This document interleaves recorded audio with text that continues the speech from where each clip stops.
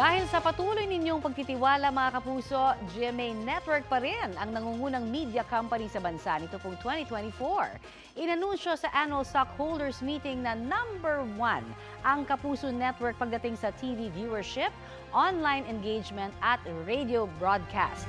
Balitang hatid ni JP Soriano. Sa telebisyon, radyo, online, at maging sa takilya, patuloy ang pananaig ng GMA Network itong 2024.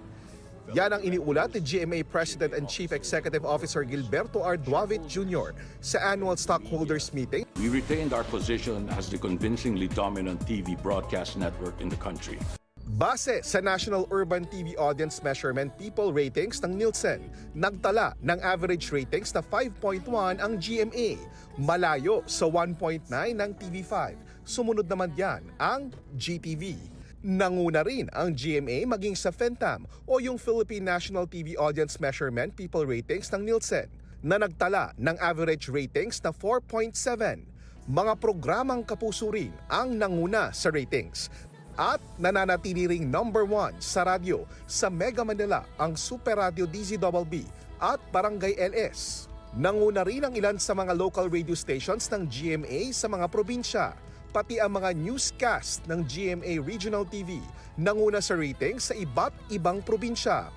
Sa digital space, halos buong 2024, hawak ng GMA ang pagiging highest-ranking media company sa Southeast Asia sa Tubular Labs Leaderboard for Media and Entertainment Properties. Ayon din sa Tubular Labs, nagtala ang mga official accounts ng GMA ng 45.5 billion views sa Facebook, YouTube at TikTok. Tumaas naman ng 14% ang total subscribers, followers at users ng GMA sa lahat ng digital platforms. Habang hindi lang sa takilya humakot kundi sa mga parangal, ang mga pelikulang ginawa ng GMA Pictures. Pero dahil sa iba't ibang hamon, bumaba ang consolidated revenues at net income ng GMA noong 2024. Para mapanatili ang pangunguna ng GMA, patuloy naman ang mga hakbang sa lalo pang pagpapalakas ng network. As we go forward, no effort is spared towards achieving our objective of value optimization in the broadcast and digital spaces, keeping a keen eye out to ensure our continued leadership and competitiveness in both.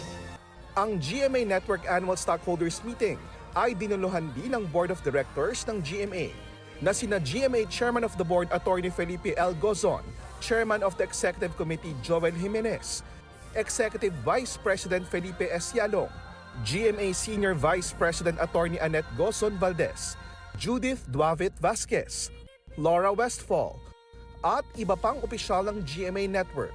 JP Soriano, nagbabalita para sa GMA Integrated News.